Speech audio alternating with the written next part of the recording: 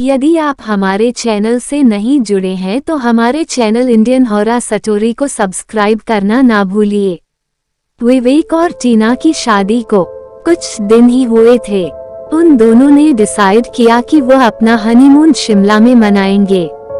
विवेक को एक घर मिला जो काफी बड़ा था और विवेक को काफी कम पैसों में मिल रहा था, तो विवेक वह घर लेने को तैयार हो गया।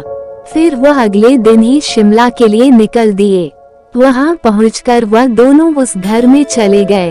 उन दोनों ने अपना अपना सामान सेट किया और अपने कमरे में चले गए। अपने कमरे में जाने के बाद वे दोनों रोमांस करने लगे। टीना विवेक के नीचे और विवेक उसके ऊपर था। टीना ने विवेक को जोर से गले लगाया था। वे दोनों एक दूसरे में खो से गए थे। उन दोनों को पता ही नहीं चला कि कब उन दोनों की आंख लग गई। टीना की आंख आधी रात को किसी की रोने की आवाज से खुल गई। टीना हैरान थी क्योंकि उन दोनों के सिवा इस घर में और कोई भी नहीं था। टीना ने अपने ऊपर एक शॉल डाली और उस आवाज का पीछा करने लगी। उस आवाज का पीछा करते करते वो उस घर के कमरे में आ गई। उसने देखा उस कमरे की खिड़की के पास नकाब में एक औरत खड़ी थी। उसका मुंह खिड़की की तरफ था। टीना ने डरते डरते उस औरत से पूछा, कौन हो तुम और यहाँ पर क्या कर रही हो? तब भी वो औरत कुछ नहीं बोली। टीना ने हिम्मत बढ़ाकर उस औरत के पास गई और उसके कंधे पर अपना हाथ रखते हुए कहने लगी, कौन हो तुम? कि तभी वो औरत अपना खौफनाक चेहरा लेकर पीछे मुड़ी। उसका ये चेहरा देखकर टीना बहुत डर गई।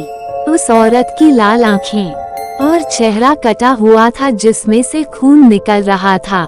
फिर वो औरत टीना को देखकर जोरों से चिल्लाने लगी, उसने अधिबोधक चिन्ह। टीना बहुत डर गई। टीना के हाथ पैर काम करना बंद हो गए थे।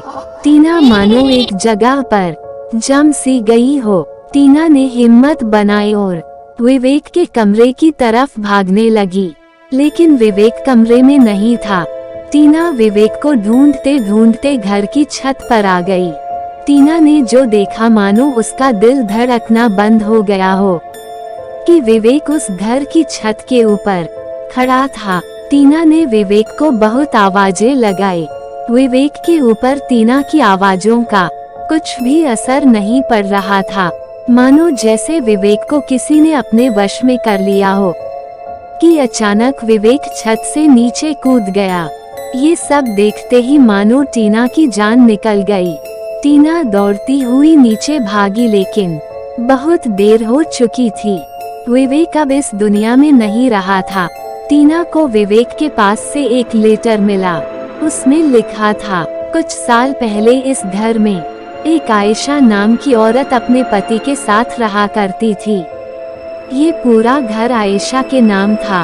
आयशा जब अपने घर की छत पर खड़ी थी तब उसके पति ने उसकी छत से नीचे धक्का दे दिया था। ऊपर से गिरकर आयशा की मौत हो गई थी क्योंकि उसका पति है घर बेचना चाहता था और वो ऐसा होने नहीं दे रही थी। तभी उसने अपनी पत्नी को ऊपर से धक्का देकर मार दिया था। इस हादसे के बाद टीना कुछ दिन तक अस्पताल में एडमिट रही। टीना को क्या पता था कि मेरी और विवेक की किस्मत इस घर से ऐसे जुड़ी थी। तो कैसी लगी आपको आज की कहानी? Please like, share and subscribe. Thank you.